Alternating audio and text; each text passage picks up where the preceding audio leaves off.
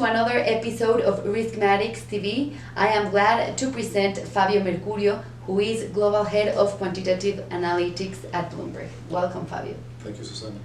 You talked about life after LIBOR, the interest rate that the banks use to define interests and to make derivative operations. We will see new rate benchmarks? The short answer is yes, and we are already seeing them. And so essentially the first markets to have decided new interest rate benchmarks are US, UK, Japan, Switzerland, and the Eurozone. So there are already new benchmarks that have been decided by regulators in different regions to replace LIBOR. And the reason for that is because LIBOR was not considered to be a proper index that should be the right benchmark for all the millions of contracts that are referring to that index. So I can tell you briefly also about my personal experience, and so just to give people understanding. So this is really a major thing because LIBOR is a rate that should be representative of the borrowing power and in the banking industry. But it's not based, it was not based on actual market transactions. It was mostly based on the perception of every single individual contributor on their purchasing power. So what happens is that during the financial crisis, banks started contributing rates that were not really the correct ones. So there was some clear evidence that actually LIBOR was manipulated for their own purposes, for different reasons, and there is enough evidence of that. So that regulators decided it was time to move away from LIBOR and to set new interest rate benchmarks. As I said, in the US, UK, Japan, Switzerland, the Eurozone, we already have like a new interest rate benchmarks that will replace LIBORs in many contract definitions, including mortgages. I was saying that I was going to give like a personal touch on that. So this is something that will impact the life of a lot of people, not only people in the banking industry, but even normal people like me and you. So if you have a mortgage and this mortgage is based on the variable rate, that rate is very likely be linked to LIBOR. If LIBOR has to be replaced with something else, you want to know what your mortgage will turn into.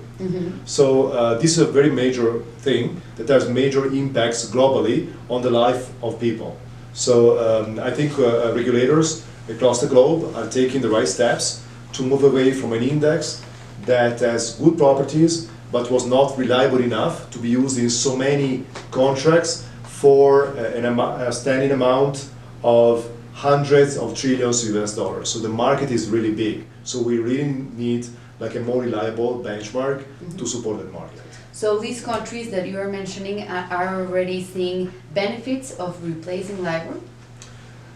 A little bit, not yet. It's like the transition is really happening now, and it's also a bit slow because we're talking about millions of contracts that needs to be migrated. Some will actually expire, and we have a deadline which is end of 2021. So the idea is that most contracts, outstanding contracts, will actually expire before that deadline, but some new contracts might actually be built. So the idea is that little by little we need to migrate these old contracts to the new ones written on a new interest rate benchmark. At the same time, the market has to increase the liquidity on contracts based on a new benchmark. So there are two major issues with transition away from the old benchmark. One is really to understand what to do with the outstanding contracts that are written on LIBORs. And the other thing is to understand what to do with the creation of a new market based on a new benchmark. There are two related things, but in a sense they're kind of separate because once you set a new benchmark, you want to create also a new market. And this is for the market participants to make sure that you have enough liquidity on that market to take over. And as I said, we don't have a hard deadline, but the deadline is approaching, so essentially it's going to be end of 2021 as a reference. So we are talking about risk-free benchmarks? Yes. Why? So LIBOR LIBOR used to be kind of risk-free before the financial crisis. But then, during the financial crisis, we realized that LIBOR was not risk-free at all. So essentially, we realized that LIBOR contains some credit premium for liquidity, for credit, and that was really evident since 2007. So the rationale of using a lot of derivatives is that actually you want to bet on the evolution of interest rates, but you don't necessarily need a rate that is actually risky. In a lot of derivatives, you really want a rate that is simply a pure interest rate. You really want also a reference rate that is risk-free, meaning that doesn't contain any risk premium for credit or for liquidity. It's kind of as pure as the new benchmarks that have been chosen. Because really the rationale is that you want to be the market only based on that pure rate. And then if you want something more risky, you can build something on top of that. Essentially LIBOR used to be kind of risk-free. But then it was clear, it was evident it was not during the financial crisis. And now I think it's time to go back to something that is risk-free again. Because there is a need in the market for that. And do you see challenges there? There are many challenges because it's not just a definition of the new benchmark, because that's fine. I think, okay, the new benchmark that have been set already in the US and other places already are clearly defined. The challenge is really, as I said, is how to define a migration from old contracts that are based on the old benchmark to the new one. So my mortgage that I have is written maybe on LIBOR. How do I define the mortgage based on a new interest rate benchmark? So really, there is a challenge in defining financial contracts, but also, say, bonds issued by banks or corporations that refer to the old index. So you need to go to the new one. And the other challenge is really about the creation of an interest rate market based on the new index. These things don't happen overnight. It's really something that takes many years to happen.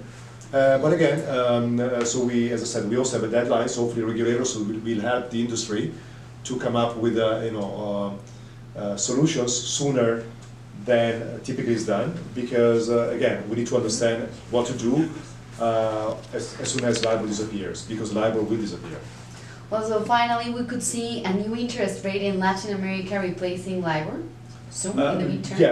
Yes, I don't see why it shouldn't, because essentially the trend globally is to replace these kind of IBOR rates, which are unsecured term rates, with something that is risk-free, and for a number of reasons. The main reason is because LIBORs are not reliable as benchmarks. They're not transparent enough. They're not based on actual transactions. They can be manipulated by contributors. So regulators across the globe, they really want some new benchmark that is clearly defined, transparent enough, liquid enough for the market to rely on it. And I don't think the Latin market is different from other markets. And for example, here in Mexico, the conversations are happening already at regulators level to make sure that there is a migration from TIA to some overnight rate, exactly in the same way that happened in the US with software. Well. So things are happening already in the LATAM. Okay. But then I think we know about that very soon as well. In the short term or in the midterm? I think pretty short term. Okay. Well, thank you for this interesting talk with us, Thank you. Fabio Mercurio, Global Head of Quantitative Analytics at Bloomberg. Thank you.